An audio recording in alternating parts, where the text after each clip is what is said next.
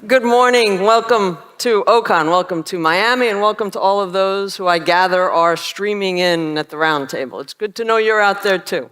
Okay.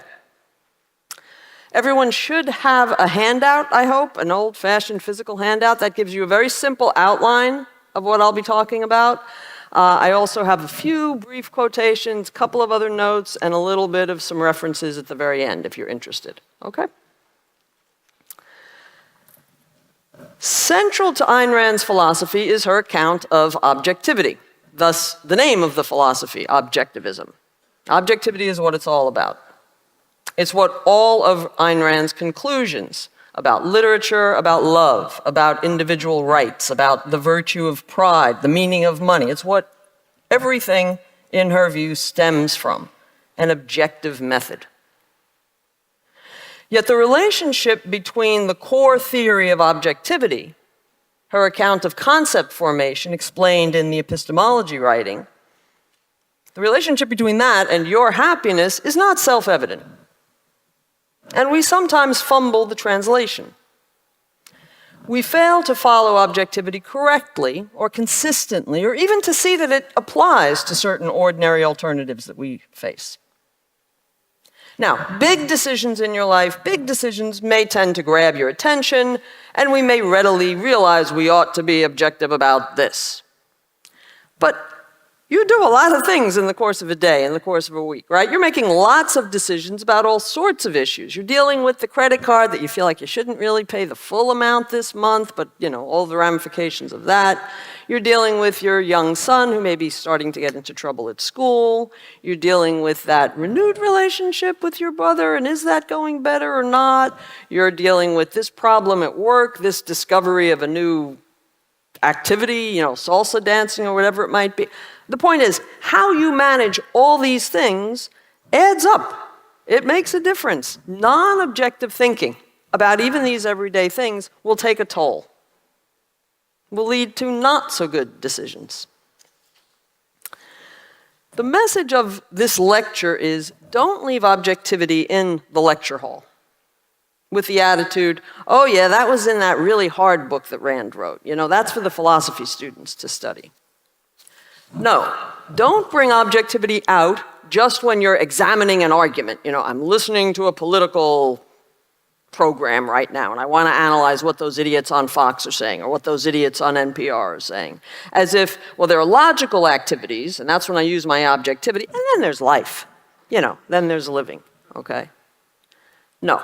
Our subject is the role of objectivity in everyday living, in how you treat your friends, how you manage your finances, or your fitness, or your vacations, your work, how you parent, how you tend your spiritual needs, how you deal with your emotions, how you talk to yourself about your problems or your weaknesses. Now, some of you may be very good at this already, having woven objectivity into your standard operating procedure on all issues. But some of us haven't. And the aim is to weave objectivity in more seamlessly so that it becomes second nature. Why? Why be objective? Essentially because you want what objectivity helps you get.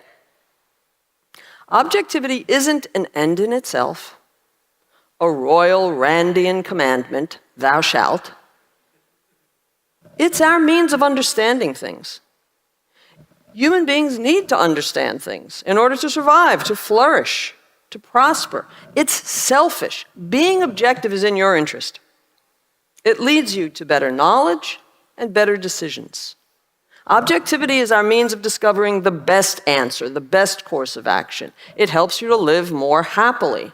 It's not penance. It's not a regrettable price you've got to pay, for enjoying yourself. Have a nice summer, but be objective. When you're not objective, you're only hurting yourself, because you're impeding your ability to obtain the best understanding of things, right? When you're not objective, you're leaving values on the table. You know that old expression, he's leaving money on the table? You're leaving values on the table. Now again, big decisions, they may tend to get your attention. Okay, I'm really going to move in with this guy. I better think this through very thoroughly and carefully and deliberately and all that. But again, objectivity in all sorts of issues and on all sorts of scales of issue helps us have the best life we can have. The best relationships, the strongest self-esteem, the healthiest bodies, the most enjoyable work, the most productive work, the best Tuesdays and Wednesdays, the best days. So that's why we should all care about objectivity and not leave it to the epistemology students. Okay. Now I have to look because it's always hard to see in the way they've got these things. Okay, you're out there, you're still there. Okay, good. Well, you know, you want to have an idea of. Good. A little more by way of preliminary, just a few words about the scope of this lecture, which is kind of small. This is not a philosophical analysis of objectivity. It's not even an introduction to objectivity. It's not objectivity A to Z, and it's not exactly objectivity for laymen. Though there is overlap with one or two of these, really it's focused on living objectively, on the ways that objectivity should guide the thinking that you do in the natural course of leading a life. It doesn't offer a blueprint of instruction for every occasion on which you might encounter a chance to be objective in your week, okay? Its modest aim is to direct your attention to opportunities for objectivity that you may be missing, and as a consequence, failing to cash in on. I think it's easy to be intimidated by this subject, by this topic of objectivity. But you don't have to be an epistemologist to exercise objectivity well. By sensitizing us to occasions where objectivity is available, is the method we should be using, I think we can employ it more often and to more beneficial effect. Because again, the more objective you are, the richer your life. Okay? Okay, so let's go to part 2 of the outline, the core meaning of objectivity. Confused notions of objectivity suffuse our environment, and they can easily infect our suppositions about how to be objective.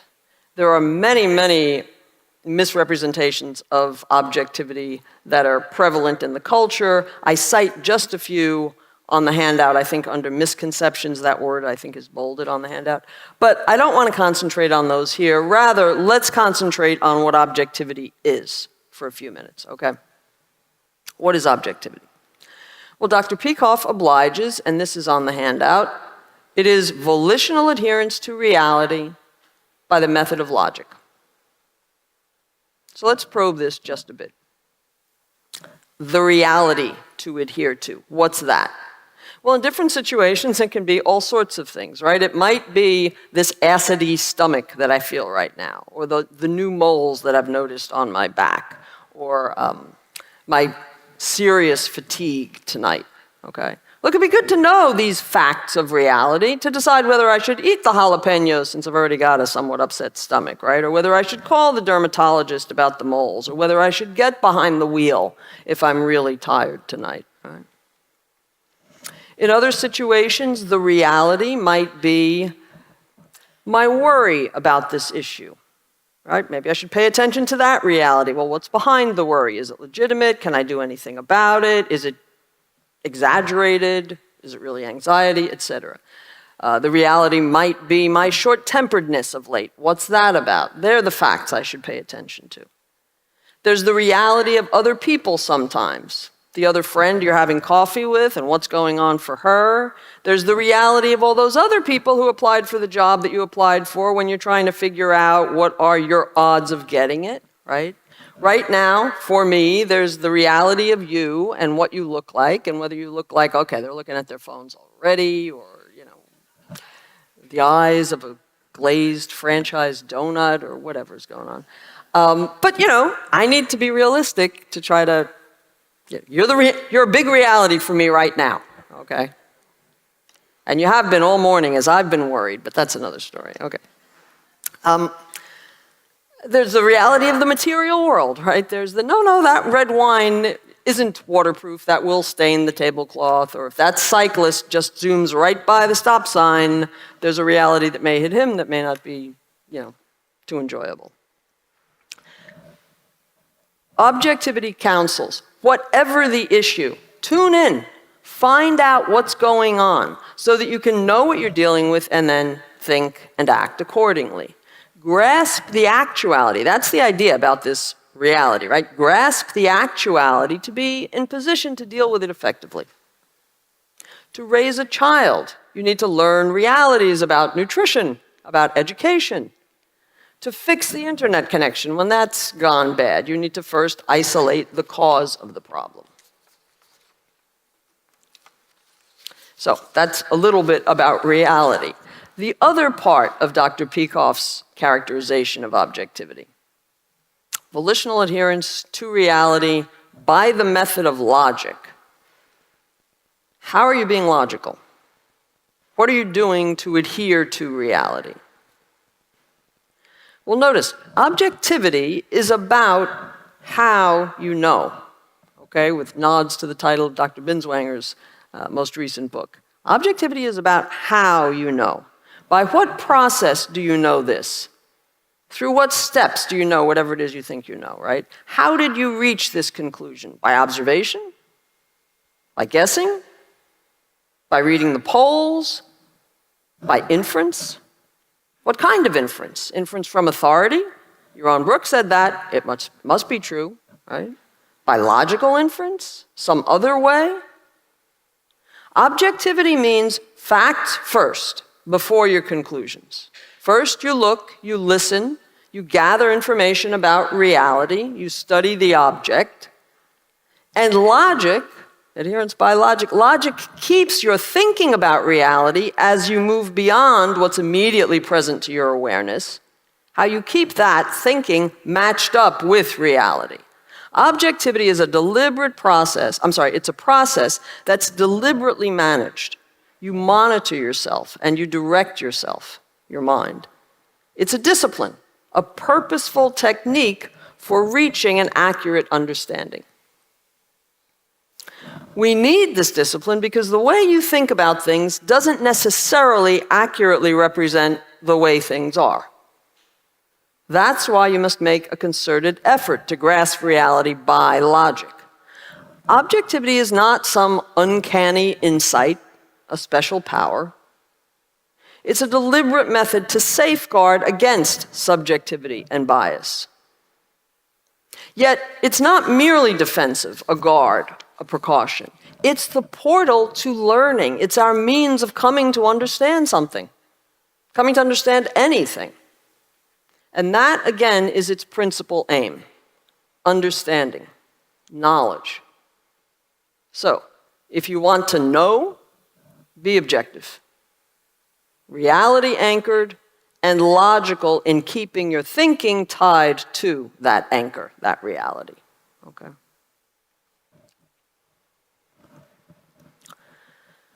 Okay.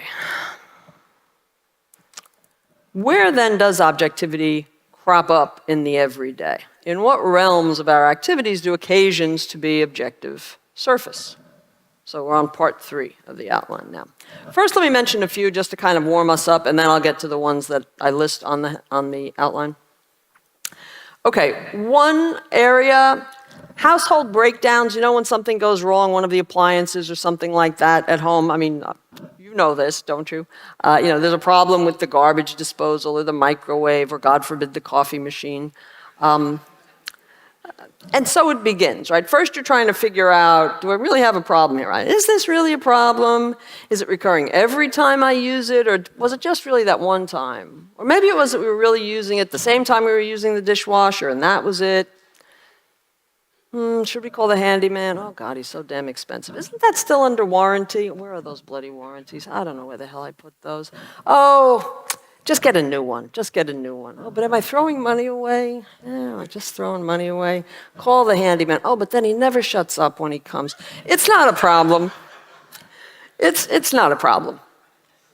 Anybody recognize that kind of reasoning? Anybody else? I got to see this. Anybody know that? That one, thank God, I live with a more rational, because that one is not, I don't solve problems that way. That's not a good one. But there is a point there. There are several factors involved in identifying a problem, let alone diagnosing the cause of the problem and the best remedy, each step of which you can proceed about each step of which, either objectively or not objectively, and how you'll end up and how much money you'll end up spending or whatever, and how fast the thing is repaired. The objectivity makes a difference, okay? Very different kind of example, still just these warm-up examples. You're inviting people over for something. Now, it might just be, Friday night casual dinner, but, you want to have some friends over. Maybe it's a discussion group. You want to have a discussion of issue X, whatever. One way of doing it, of choosing who you're going to invite, is just kind of by rote. The usual suspects. These are the friends, this is a cluster of friends I often get together with, and it's always these 5 or 6 people or whatever, right? Another way to do it is to really think about who would be best for this occasion. Even if it's like similar occasions you've had frequently in the past, but tonight you want to talk about X, or tonight you don't have a particular topic you want to talk about, but you want to have this kind of evening. But you still end up inviting the same people just kind of because, well, that's what you do and that's what's expected. And John will ask you so many questions if you don't ask Mary, because Mary's all about this, right? Is usually involved in this group and whatever.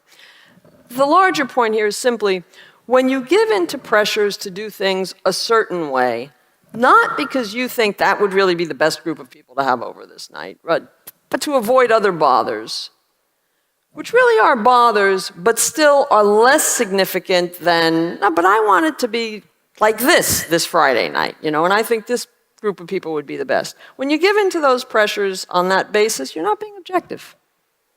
Now, again, I think that's an area where we often don't think about it much in terms of objectivity, but you can put together groups for various things in objective or non-objective ways. Not logical. Consider one other thing here, another example. Judging time, how much time it's going to take you to do something, or judging other people. We sometimes seriously misjudge, which can lead to frustration, anger, failure, disruption of other plans, right? I mean, even though I budgeted a hell of a lot of time to do this lecture, I don't want to tell you how long it actually took me to do the lecture, right? And I do know, I know better than I used to know, but you'd think I'd know better than, sometimes we misjudge. Now, sometimes that's from a failure to be objective. Sometimes it's not. Obviously, sometimes things take longer or people are different than you expect them to be for reasons you could not have foreseen. It was no failure of objectivity on your part that might explain what went wrong. But sometimes, we're not being fully realistic about all that we should consider and the weight we should give different factors when we're thinking about the time it's going to take to do something or another person, for instance. I think there's often a tendency to want to think the best of somebody, and you have a fair amount of evidence to think really well of that somebody, and you tend to ignore the other evidence you have that's not so positive about the person. So again, these are just, I think, recognizable arenas in which we can sometimes fail to be objective and get hurt as a result. Okay. But let me now elaborate further on 3 occasions for objectivity that I have listed. I'm pretty sure I listed these in the handout. Work, values, and self. And largely, I just want to direct your attention to these areas. How you do your work. You could be objective or not about that, right? About how you prioritize the constitutive pieces of your work, the time you devote to this part of the job or that. For instance, to calling clients, or to devising a new pitch for clients, or to examining the results of past efforts to identify patterns that you might address in the future. Do I put the more palatable parts of my job above the more impactful? Might there be good reason to do that? Do I spend too much time fine-tuning my work product and not enough in the earlier stages generating the big ideas? Maybe I'm better at the one than at the other. Is that a good reason to spend more time on that one? What's good about prioritizing these things? What's bad about prioritizing these? Think too about goals in one's work, the demands you place on yourself. Am I setting too low a bar? Am I setting too high a bar? Why do I set the goals that I do? Because everybody else in the field has those goals? What value do I see in making partner at the firm or in earning tenure? How do my goals in work fit with my other bigger goals in life? Do I tend to treat work as inherently good? Do I intrinsicize it? Do I treat it as a way of proving something about myself, proving my fundamental worth? In pursuit of my ends, how disciplined am I? Do I often allow myself to be derailed by being the good guy at the office who anybody can come to for some advice, for some consultation, but I really allow myself to get taken off the tracks that should be my higher priorities? The point is, there are definite ways of following the relevant realities, the relevant facts, to do your work well. A second realm. How do you treat the things you value? Things you think you value, things you say you value. Now, I should clarify, because I've got these three things. I do have them on the handout, don't I? Sorry. Yeah, work, values, and self are all on the outline. Work and self presumably are also values, right? So it's not that I'm now speaking of something that's different in kind, but here I just want to attend to values as such. So again, I asked, how do you treat the things you value? Remember, value entails action. A value is that which one acts to gain or keep. Money is normally a value to people. Is it to you? I mean, you need to ask and know, is it a value to me? How much of a value is it to me, and how much of a value should it be to me? Now, we're all in different financial circumstances. Maybe you inherited a lot of money. Maybe you've made a lot of money at a relatively young age or whatever it is. But how much of a value should money be to me? You want to think about, how do I spend my money? Do I kind of consistently blow past the monthly budget for eating out, or books, or shoes, right? Just dismissing it as, well, you know, that's just my shoes thing. You know, it's nothing about objectivity, just like, that's my shoes thing, right?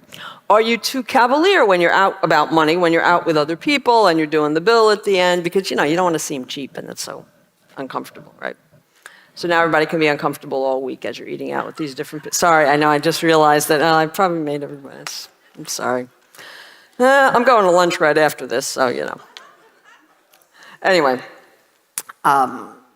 Think about goal, so we're still in values, right? Think about goal setting. We were talking about it a minute ago in regard to work, but just goal setting more broadly. Do you think about how your goals fit together? Which matter most? What's on your bucket list? Why? Do you even believe in bucket lists? Do you make New Year's resolutions based on, you know, a bigger picture overview of your life?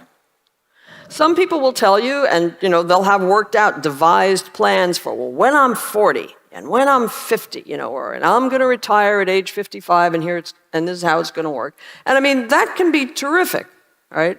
My point here is not to say, oh, to be objective, thou shalt have a bucket list or make New Year's resolution. I don't believe that at all. I don't, you know.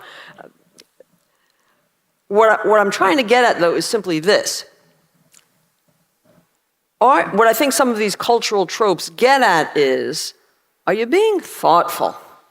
Are you being objective in adopting goals, in spending your life? You know, it is still finite, still. We're working on it.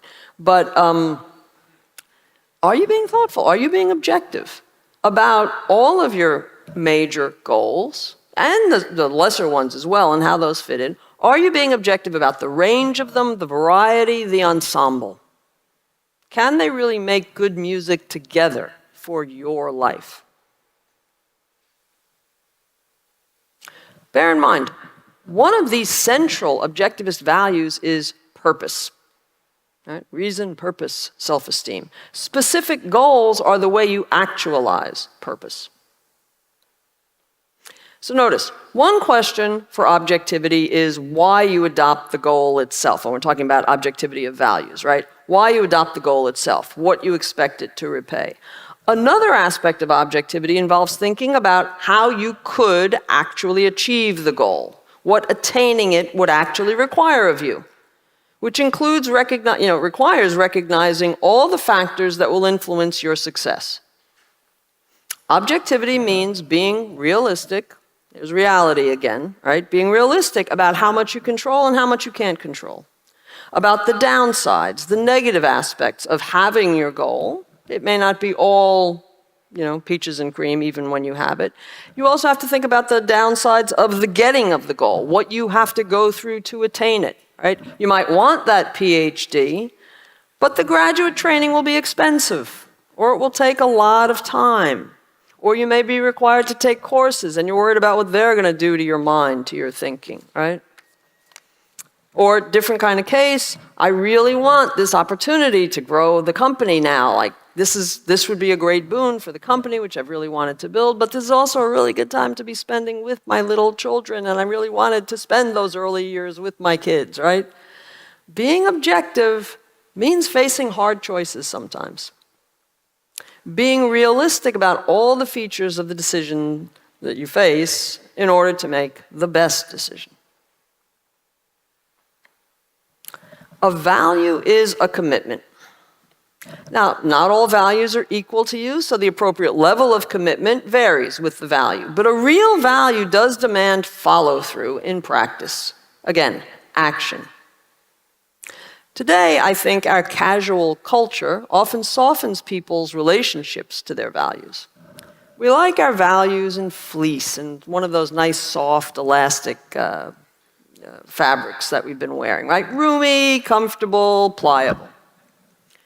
Friday casual caught on about 20 years ago or something like that, right? These days, it seems to be life casual, I don't know about you, but I increasingly get that impression. It's like, hold nothing too close, take nothing too seriously, keep your sense of humor. That's, above all, keep your sense of humor. So again, question I asked earlier, how do you treat the things you value? I think to be objective, it can really be helpful to think about that.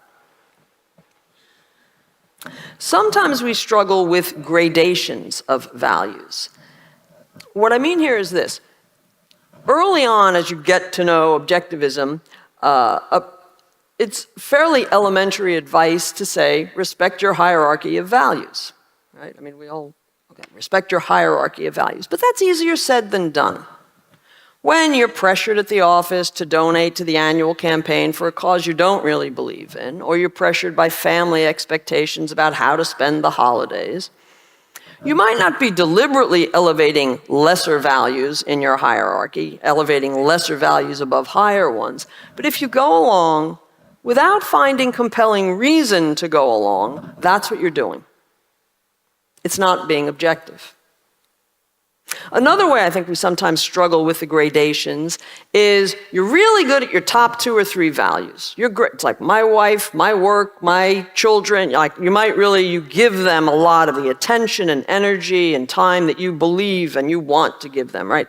But underneath those top 2 or 3, it's a mess. It's just a mishigas. You don't know, it's a scramble. You may be so good to your top 2 or 3 or 4 values that in effect you've bulldozed all the others into oblivion.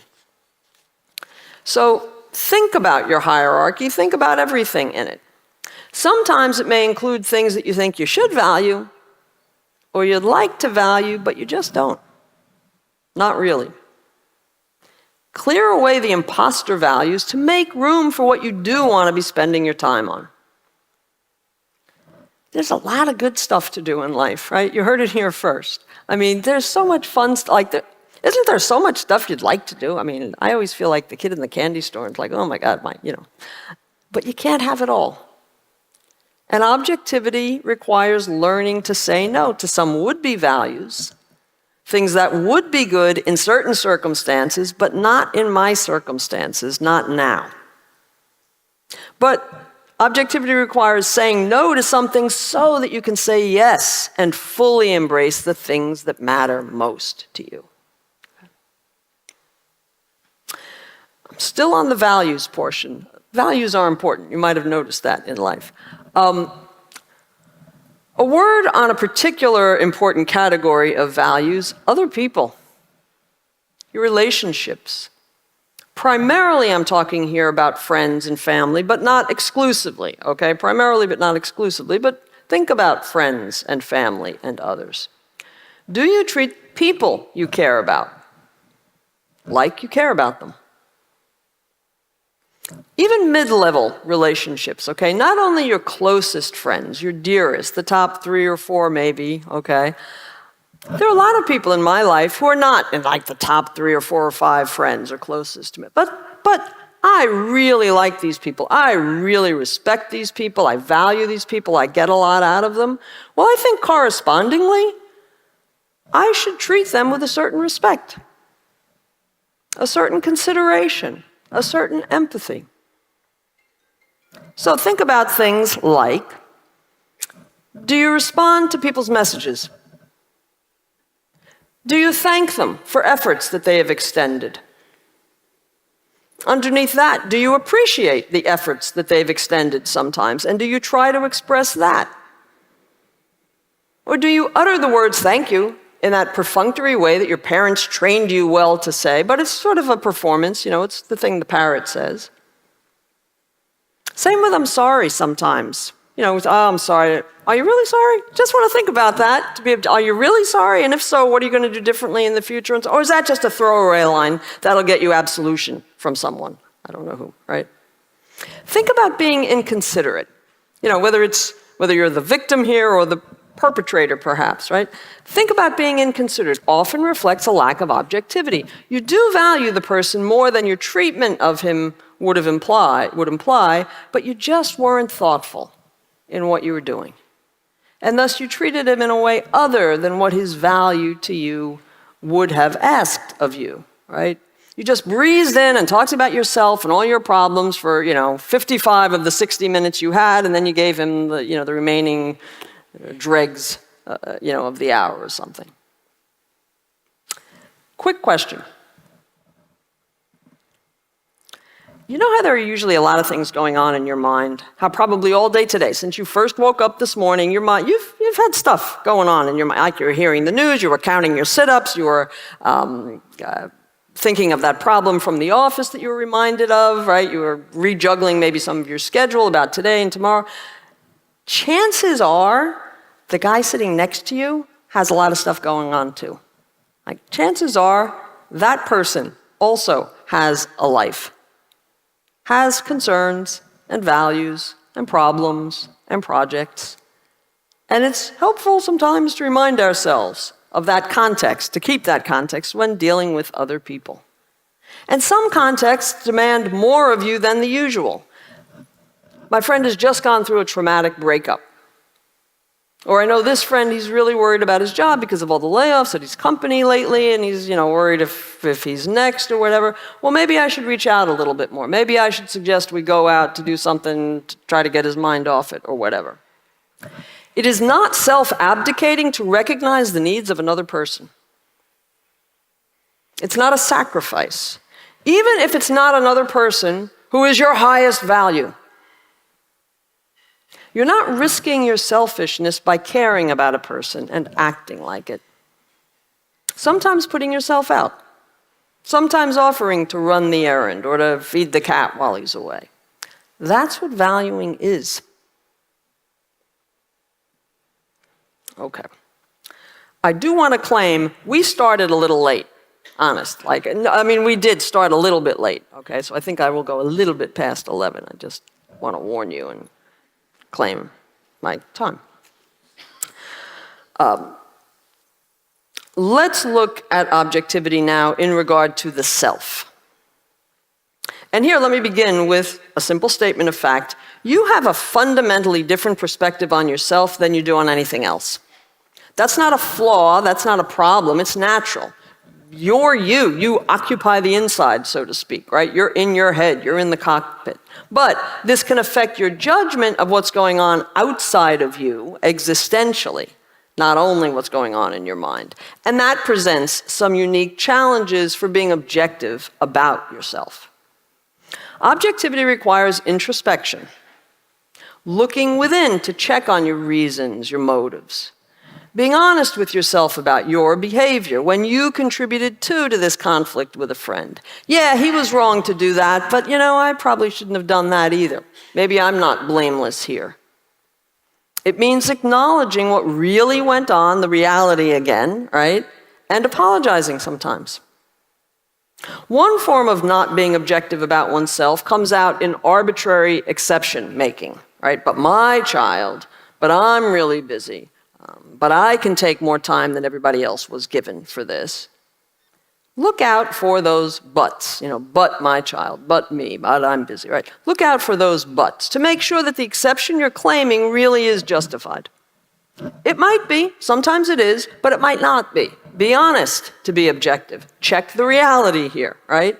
Egoism doesn't counsel self-absorption that blinds you to other people or that exempts you from norms that apply to everyone else.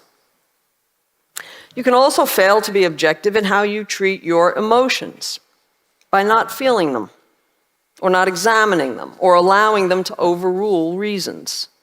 Repressing negative emotions like sadness or anger because you don't want to feel them. I mean, who would?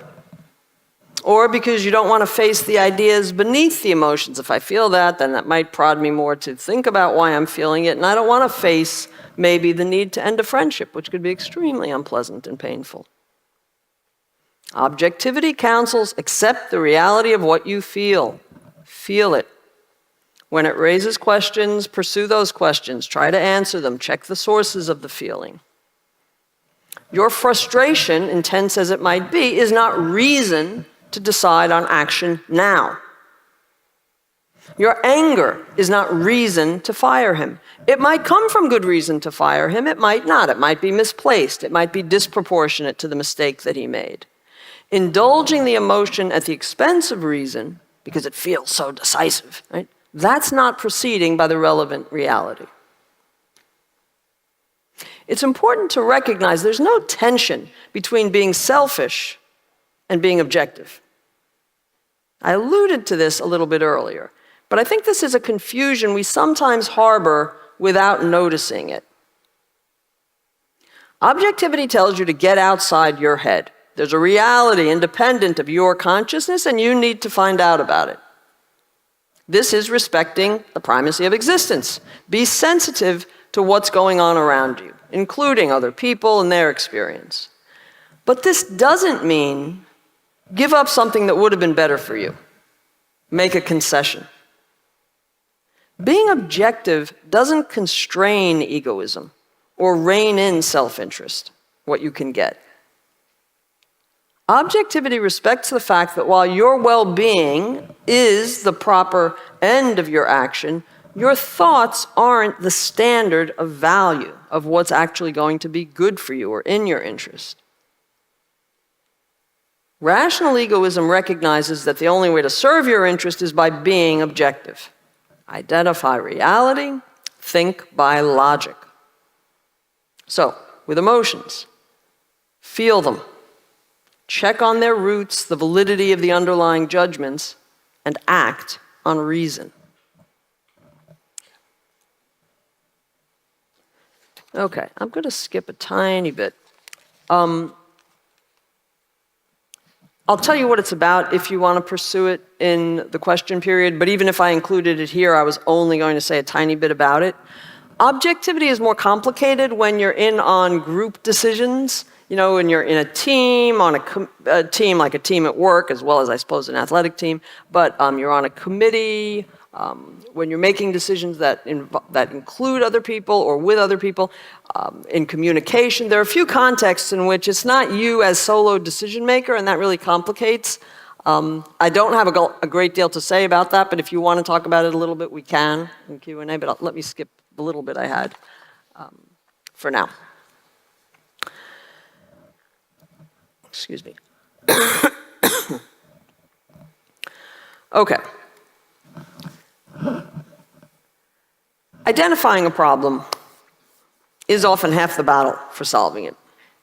So next, in part 4, I'd like to recount some of the common ways we fail to be objective, ways we fail, why we fail, to shed light on how to strengthen our deployment of objectivity in the everyday, okay? Because ultimately what we do want is some lessons to draw, some practical takeaways. So, on ways that we sometimes fail to be objective. One way is by compartmentalizing. Conscientiously using objectivity in some areas, but not others. On how I spend my money, but not how I spend my time. On fitness, but not relationships. With friends, not with family. With family, the wheels come off. It's just a mess, whatever gets you through, right? I mean, I don't literally, it depends on the family members. But also with compartmentalizing, sometimes not considering how the goals, the different ends and values fit together. How the values in one sphere are compatible, or whether they're compatible with your goals and values in another. You're not noticing, or you're compartmentalizing so much that you're not noticing that how your poor approach to time does have an impact on your relationships or something like that. We sometimes have blind spots about whole regions that objectivity governs, kidding ourselves that, well, objectivity doesn't apply here, right? It's not so much that you consciously think, is objectivity applicable, and you answer no. Rather, we fall into routines without it occurring to us that objectivity might have something to say here about, for instance, how I spend my free time. I just think of that, well, that's my free time, so as if it's objectivity free as well as, well, free from the office's demands or something like that, right? We succumb sometimes to unconscious subjectivism, going by my ways simply because they are my ways. They're familiar, they're comfortable. We allow the hard stone of habit to supplant objective reasoning, repeating the entrenched ways of doing things, our own entrenched ways of doing things, thinking about certain issues, of even what I consider thinking about or rethinking about, basically because, well, that's the way I've been doing it ever since I started this job or moved into this house or whatever it might be. These could be small daily habits about when you eat or what you eat or who you see on weekends or how you prepare a class. You allow grooved patterns of doing things to govern whole swaths of your life. Now, habits can be very helpful, and we talk about this a fair amount in objectivism. Automatizing certain things can be constructive. It saves time, it can save mental labor, but you can also overdo reliance on the automatized, right? And to be objective, objectivity isn't rote. It can't be thoughtless. It requires attention. A related way we sometimes are not objective, we fail to update. We rely on good practices of the past as still good when they no longer are, when conditions have changed in ways that alter their efficacy. I think, for instance, about, in my world, in my experience, students today. Now, determining how to update can be tricky. I don't want to pander to bad student tendencies today, perhaps, or to student weaknesses, right? Let's say they have shorter attention spans. I don't want to pander to that, but I also don't want to ignore current realities, reality, that will impact the efficacy of my approach as a teacher, right? Different kind of example about the need to update sometimes. Maybe you have changed in certain ways, such that the activities you used to engage in or the way you used to do certain things no longer make sense for you. Yeah, it was great to ski all the time until the third knee surgery, and maybe now I ought to find something else that's a little better for the knees or whatever it might be, right? Maybe it was wonderful to travel so lavishly until the recent really serious financial hits, and maybe it should be a little shorter vacation or a little lesser accommodation, and we won't all be at the Intercontinental or wherever we might be. You've got to be objective. Beware jumping to conclusions prematurely based on past experience. Conclusions that might have fit similar circumstances but that don't suit this circumstance now.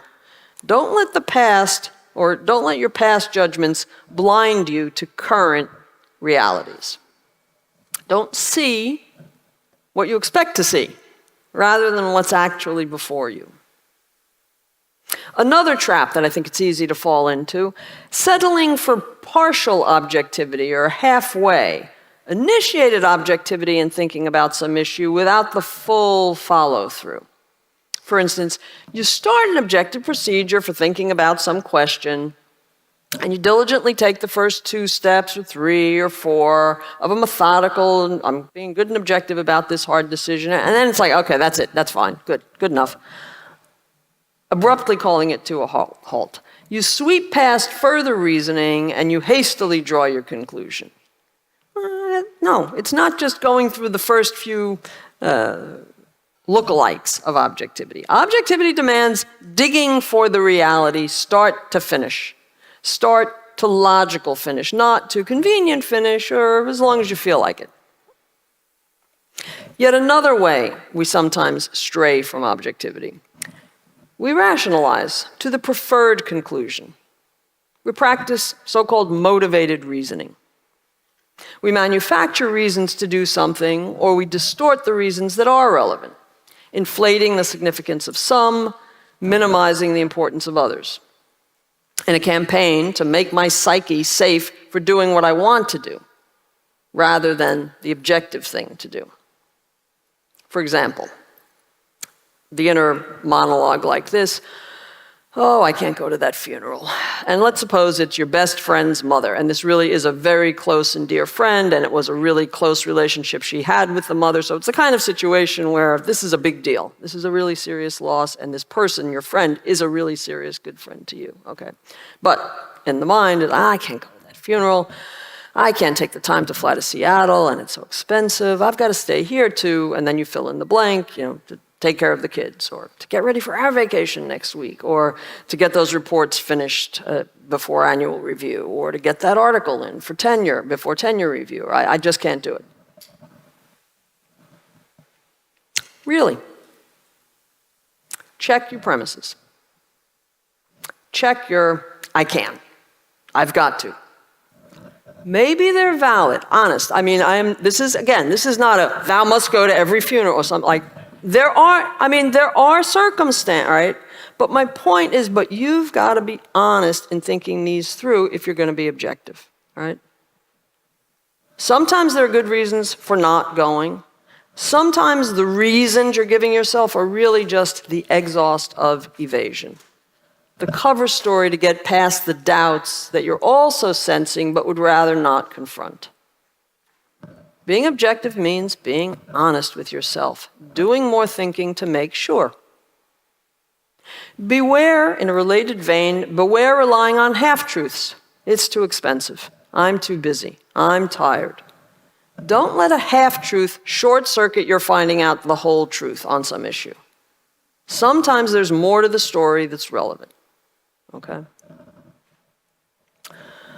Also, look out for what I'll call defensive reasoning, which is another form, really, of motivated reasoning. Sometimes we subconsciously recoil from the prospect of other people's negative judgments, and we let that exert undue influence on our thinking, contorting our thinking to fit with what others approve of.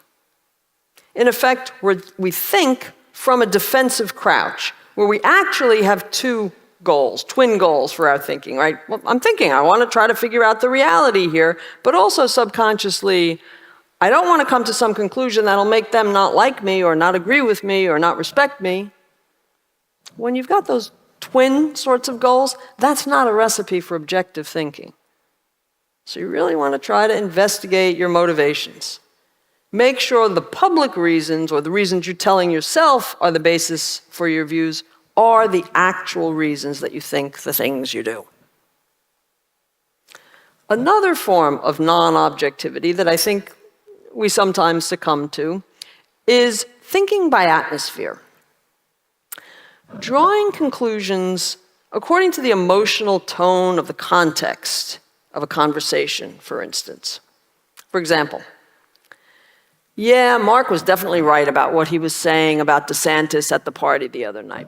that was such a nice party. And then you start thinking about how wonderful the crab cakes were or whatever and all that. But in effect, you're concluding, yeah, Mark was right about that because it was such a nice party. Now, when I say that, that may sound ridiculous. I don't know. I would think that, that's ridiculous, right?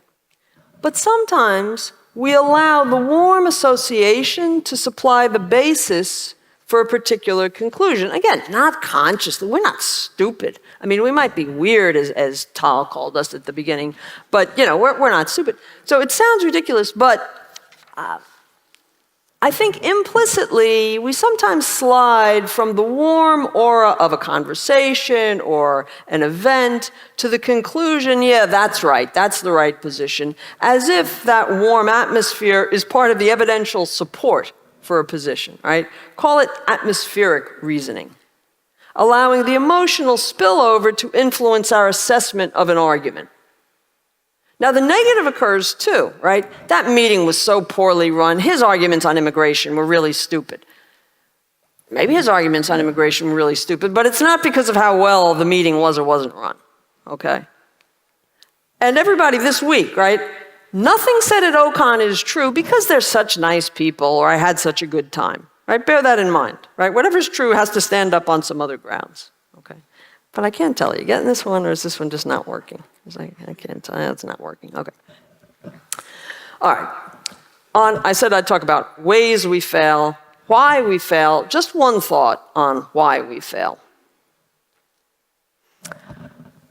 For people who strive to be objective, I think our failures typically result from passivity, drift, more than from conscious rejection of objective methods. Not being objective is often a sin of omission, as the Catholics would say, rather than commission, right?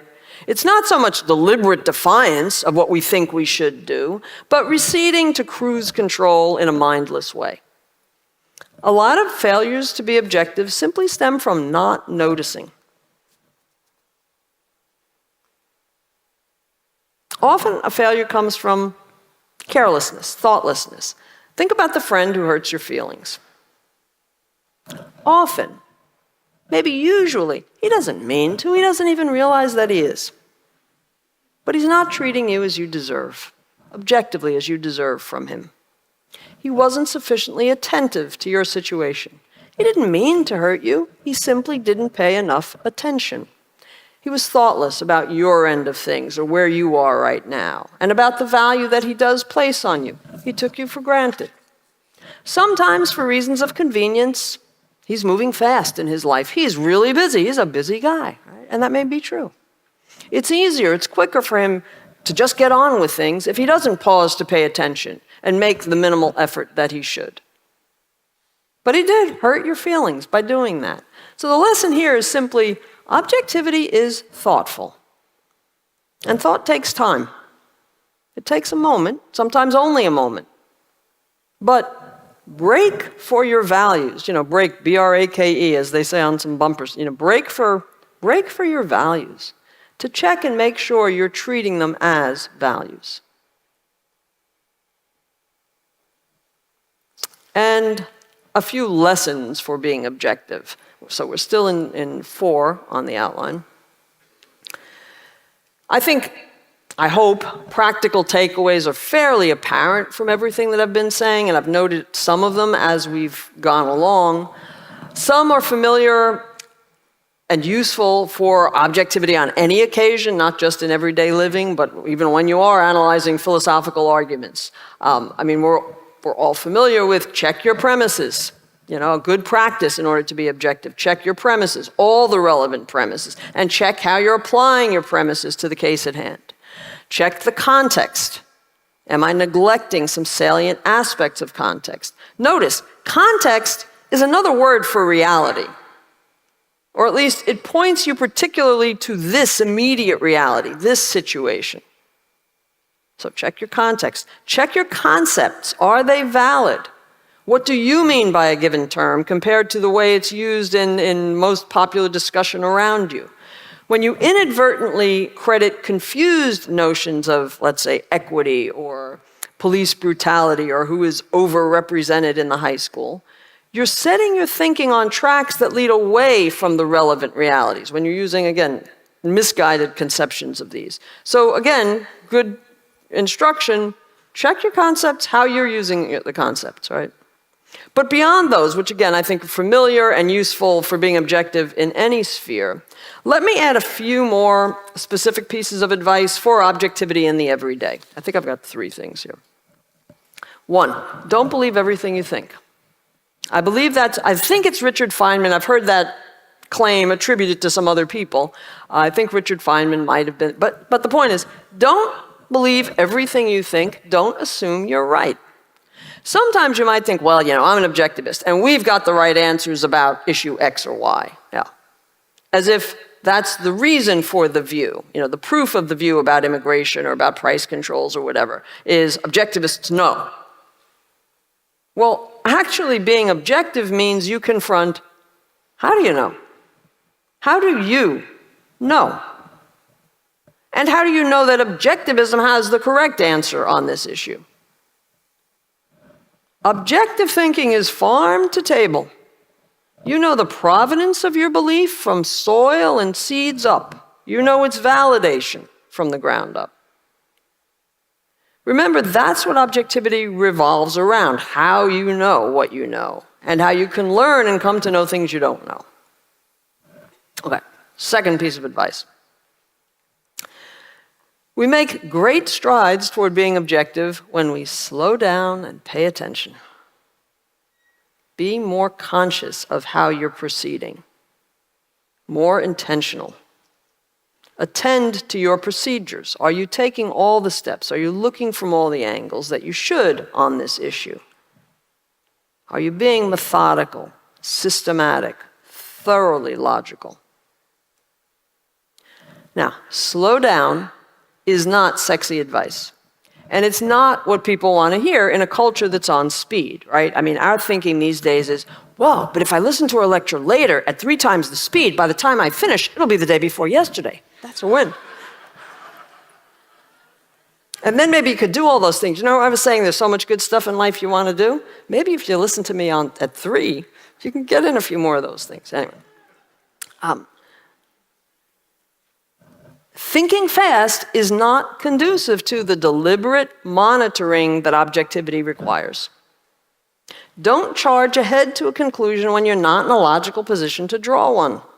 Respect what you don't know on an issue that's crucial to reaching a rational conclusion about that issue. There's no virtue in forcing an unwarranted conclusion prematurely. I think this arises sometimes in the ways that objectivists apply the virtue of justice. Ankar Gate, I think we'll be talking about this a little bit tomorrow. You don't have to have a stand on every issue now. To judge objectively is not to judge on an artificial timetable in concert with what the rest of the crowd has judged or as you find most comfortable. I want my verdict now, like an impatient 2-year-old banging the fork for his dinner. Objectivity means you're going to have to slow down sometimes. And third, final piece of advice. As you slow down to pay fuller attention, whatever the issue you're dealing with, I think it can be helpful to pose a simple, single-word question. Really? Is that really so? How do I know it's so? By what means? On what grounds? That question, really, that encapsulates what objectivity is all about. Getting at reality. Okay, so I will wrap, but let's take a breath or two and then a quick wrap.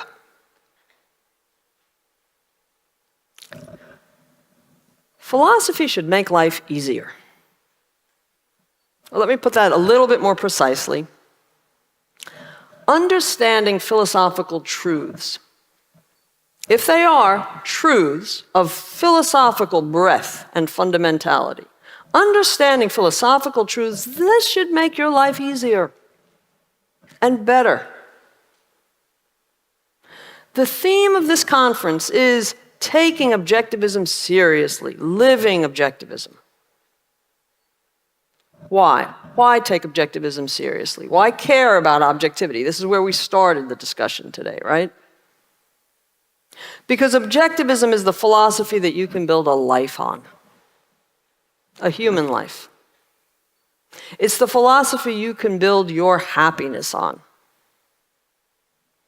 And it gives you the key method to use again and again in endless encounters to do that. Objectivity. Use it and make the most of your life. Thank you.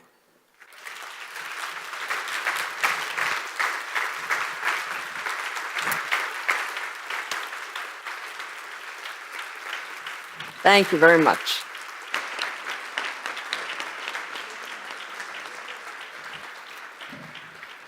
So we now have time for questions, and we may be getting a few questions from the people who have joined us virtually as well. So, yes? Have you seen the Korean TV series Itaewon Class?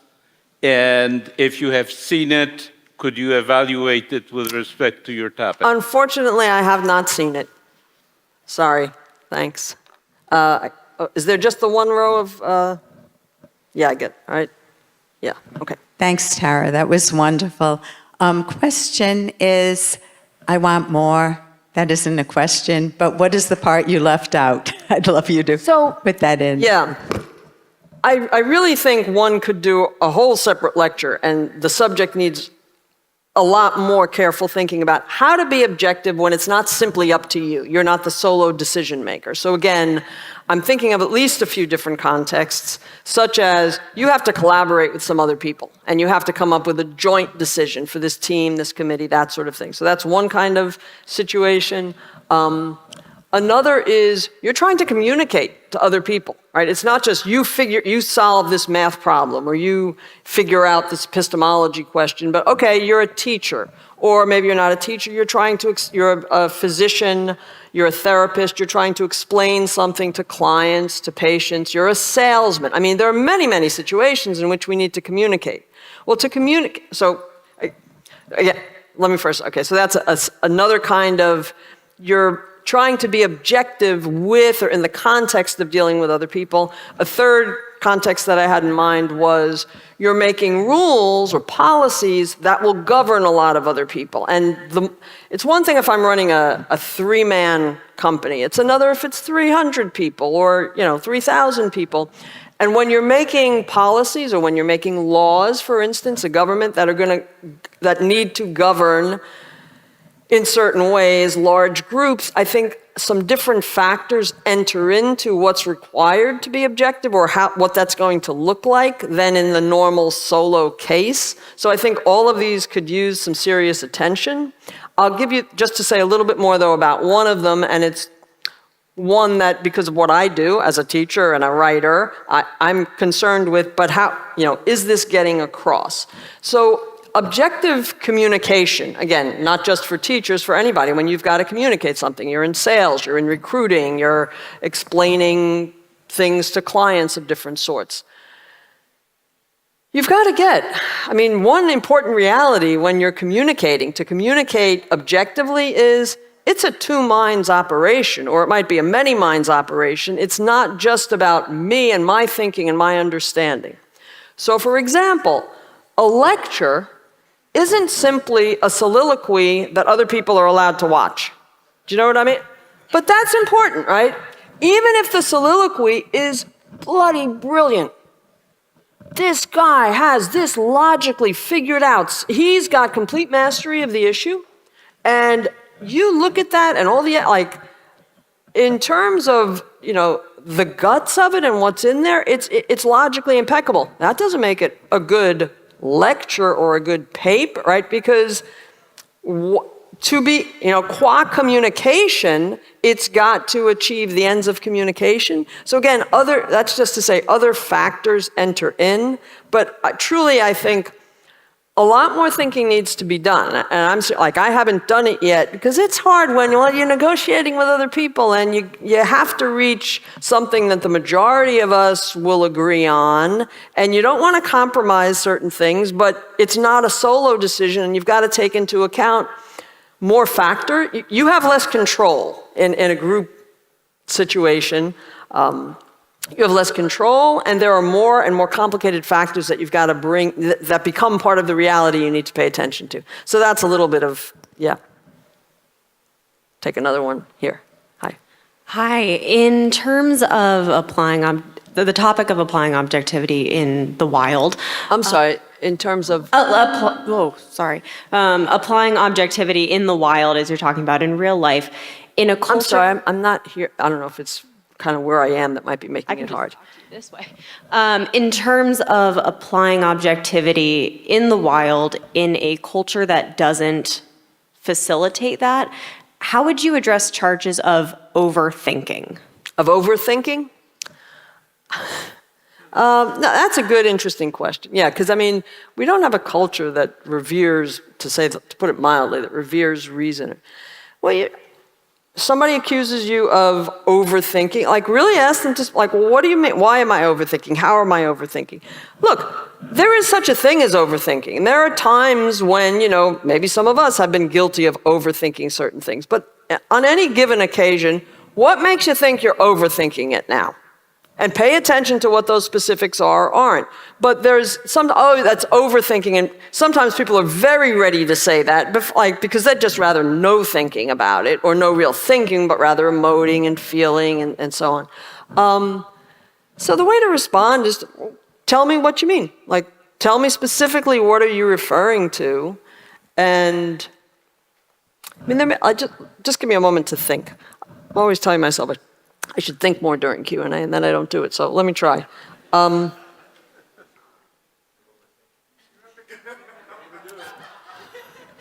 overthinking? Oh, sorry.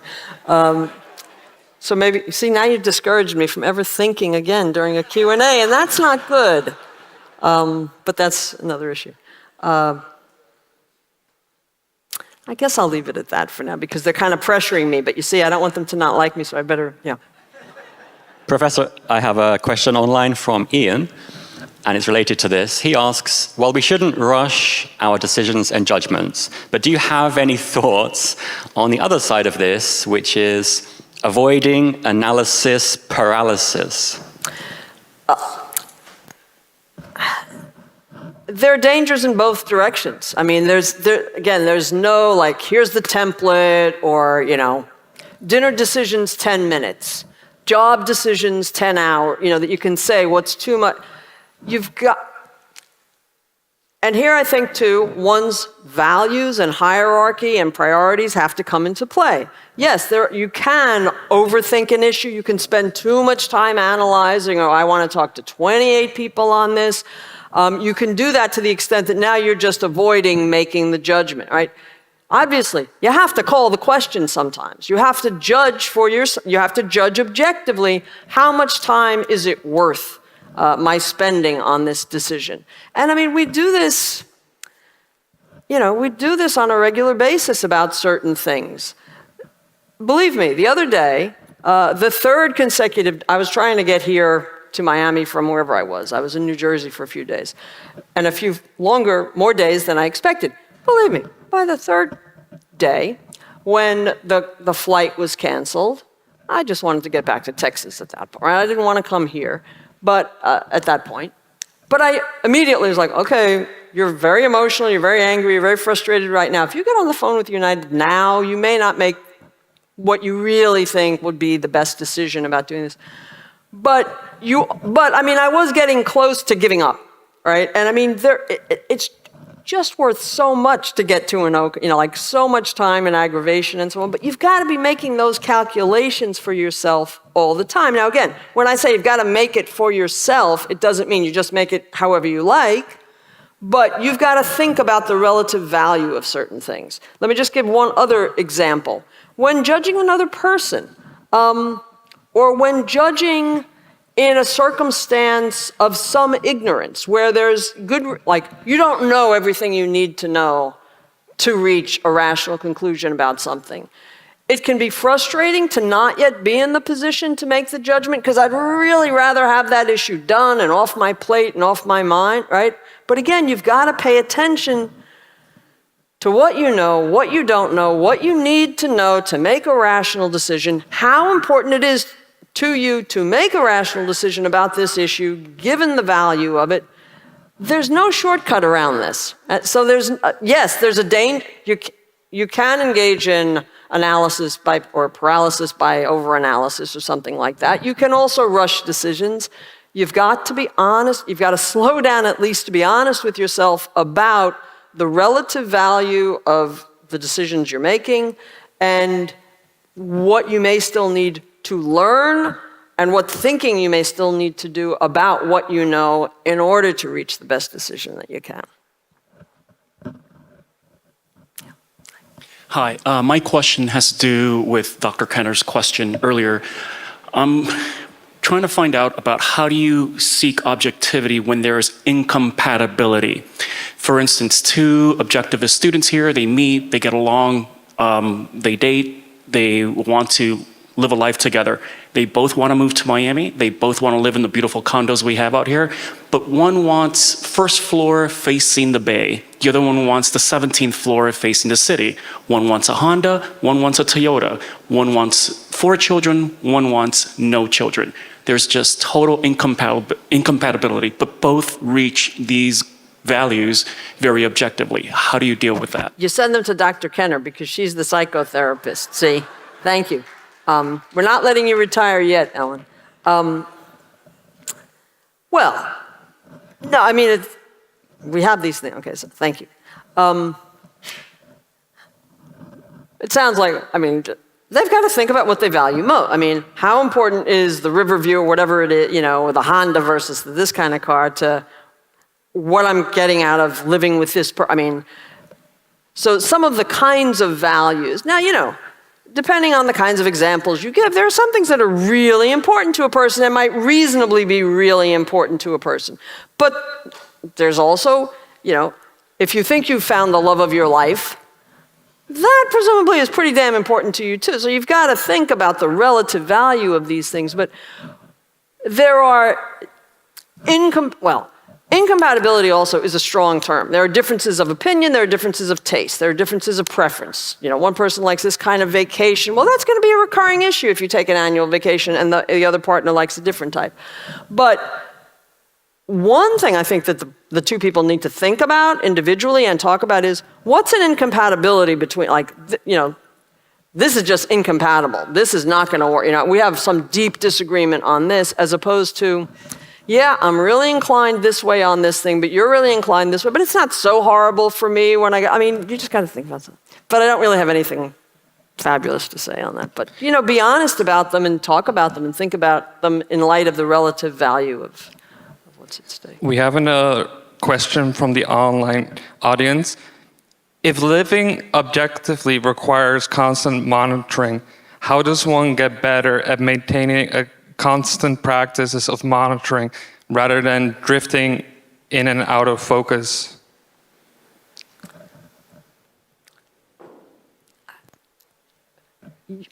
It's hard to know exactly how to put this, but you just start thinking about it more often. You try, you make the effort. And I don't at all mean that in to be fresh or sarcastic. It's like, first, you notice, I need to notice more. I need to be more thoughtful. But you remind yourself of that regularly, like, no, slow down here. Slow down here. Like, think about that. Now, again, the idea isn't, you know, every conversation should be punctuated by frequent pauses or something, but on a daily basis, you can be reminding yourself more through the day of, or even after the fact, did I really think about that objectively or not? I mean, if you think about self-improvement on any particular thing, a lot of it, people find, comes from initially just noticing more. You know, if you're trying to change some daily habits about what you eat or how often you eat or how mindlessly you eat, for instance, or whatever it might be, one really important first step is usually noticing, paying attention. So you can do that with, I was drifting again there. I was drifting again there. I didn't even hear the end of her answer because I was drifting again there. So, but you've like, you can, through practice, train your mind, train your thinking to be better. Yeah, let me leave it at that so that we might have time for another question or two. Yeah.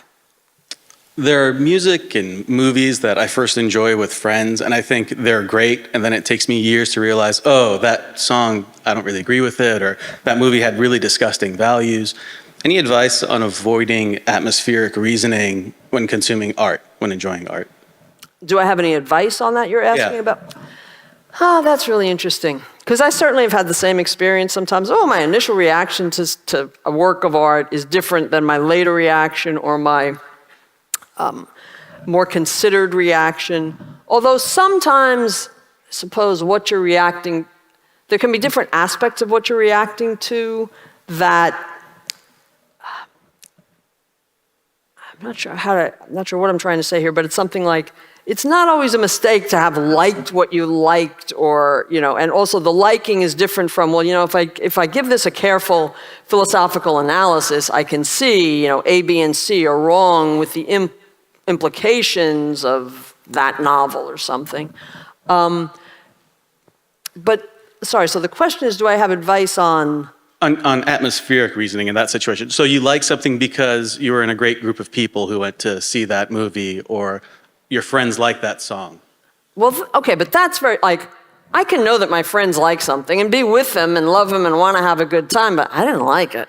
I mean, I'm still going to have my reaction, my authentic reaction to whatever it is we're experiencing. That's different, I want to like it because my friends like it. That can't make me like it.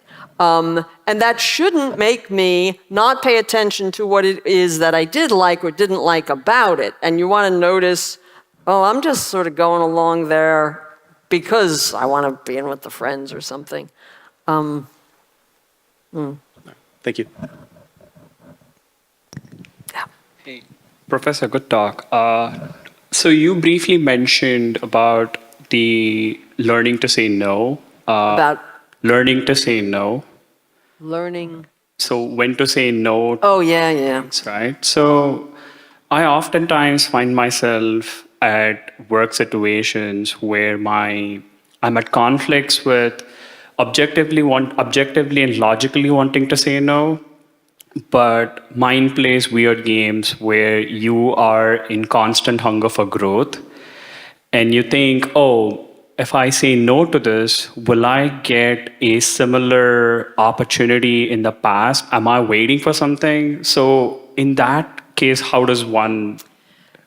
I don't think there's a general answer to that question, right? Because there are times you should say no, and there are times you shouldn't, or there are times when 9 times out of 10, I should say no here. I got to think more before I say no this time. And maybe it won't be a no. Maybe I should say it, right? There are certain occasions where you should do the exception. It's an exceptional opportunity, or it is truly a once in a life. It's like, this may not come again for 22 years, right?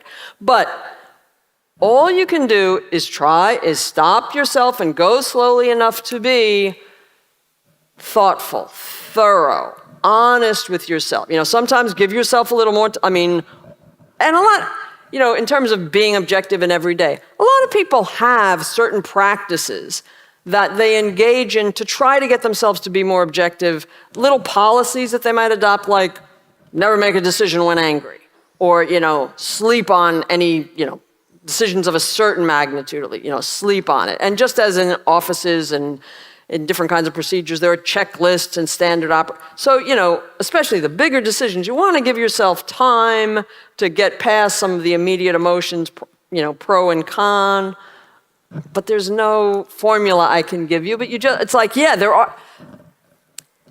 Life's messy in a certain sense, but objectivity helps you get through it. But it does take time and attention and being thorough as you can. And being objective doesn't mean you'll never make a mistake. Being objective doesn't mean you'll never make a mistake or, oh, no, damn, in retrospect, that didn't work out. It may well have been the right thing even to do at the time, but it doesn't mean it's going to work out necessarily. And that's, Okay, thanks. Good. Professor, we have a question from online. Okay, I think this is the last one given the time. Yeah. Philippa asks about bias. She asks, how do you identify your biases given that they're often subconscious and even when you try to look for them, it can be difficult? So bias, I guess I'd want to know in part, I think it was a she that you referred to, what she means by bias, because I think that's one of these concepts that's often misapplied when we're thinking about objectivity. Not always misapplied, but often misapplied. I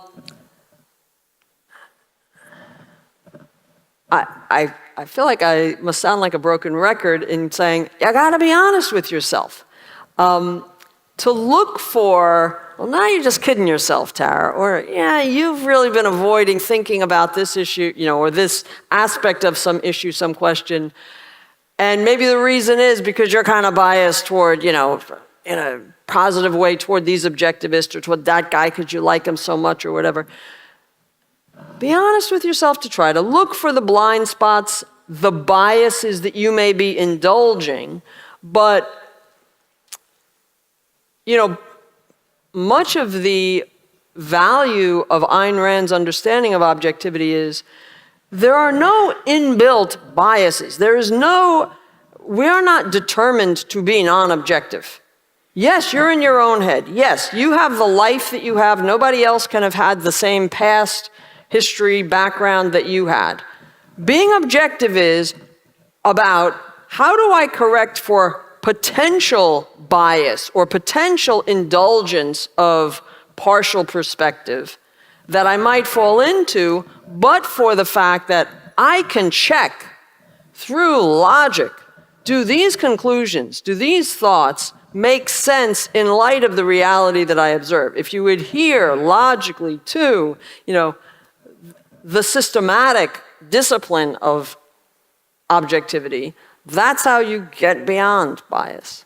So I guess I'll leave it at that. Okay. Okay, thank you.